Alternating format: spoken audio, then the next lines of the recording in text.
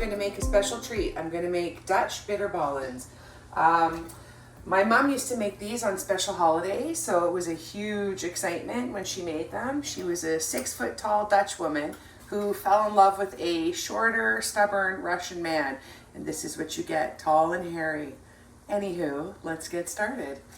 In this pan, I have 1 onion chopped and 4 tablespoons of butter.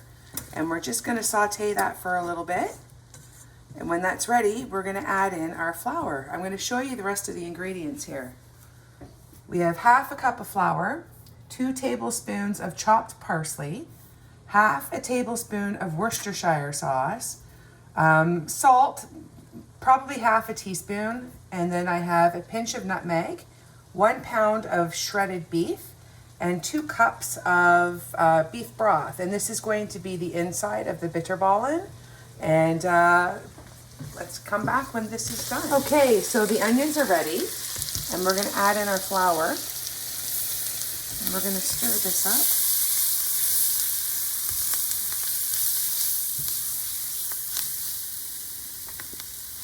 There we go, just mix that up. It's gonna be a little pasty.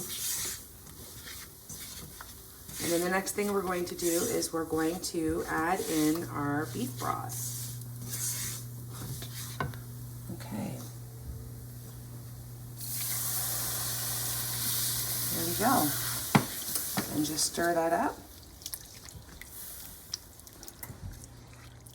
And that's all nice and stirred up. We're going to add in our beef.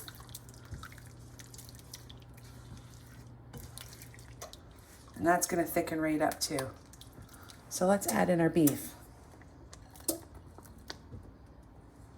Oh, it's already starting to thicken up. And then we're gonna add in the rest of our ingredients also. So we've got the pinch of nutmeg, the salt, the Worcestershire, and the chopped parsley. And just blend all of the ingredients together. Oh, it smells delicious. Perfect, there we go. Make sure it's blended.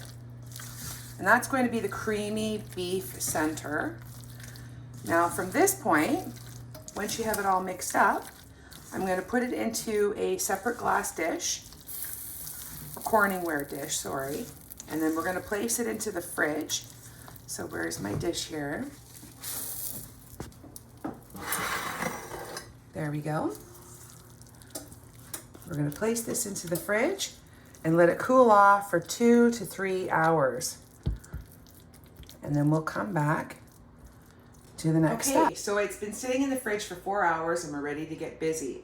You're going to need to flour the top here really well. And then we're going to need a plate with flour on it, 2 eggs with a splash of milk, and some breadcrumbs. And this is how we're going to do it. So we're going to take a chunk of it here. See? Drop it right onto the flour. Try and flour your hands because it will stick. And we're just going to try and roll it out. There we go. And then the next thing to do is to cut. Let me grab a knife. Cut Loki. All about the same size. There's 1, 2, 3, 4. And we'll continue that process until that's done in there.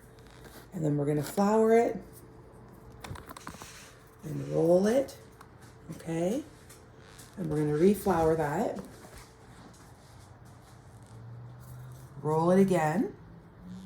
Stick it in the egg until it's all covered. There we go. And then we're going to drop it into the breadcrumbs.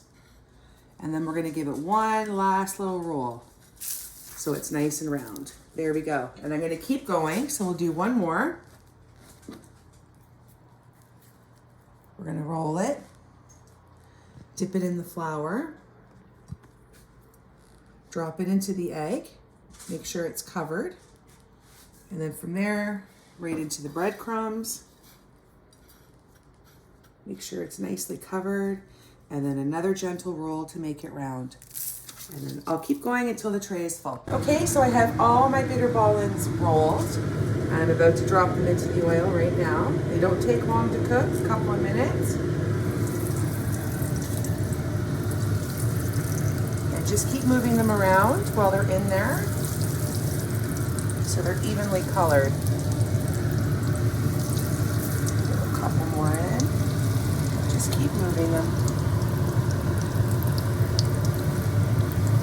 And it makes about 25 to 28 balls, depending on the size.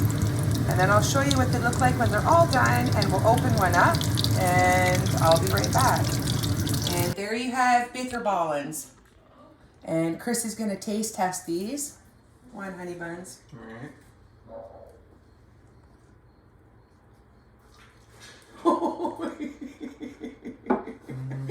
We're gonna open one up so you can see it. But that was a big bite.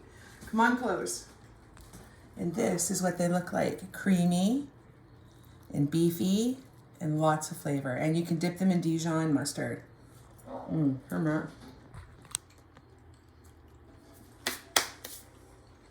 Good. Thank you.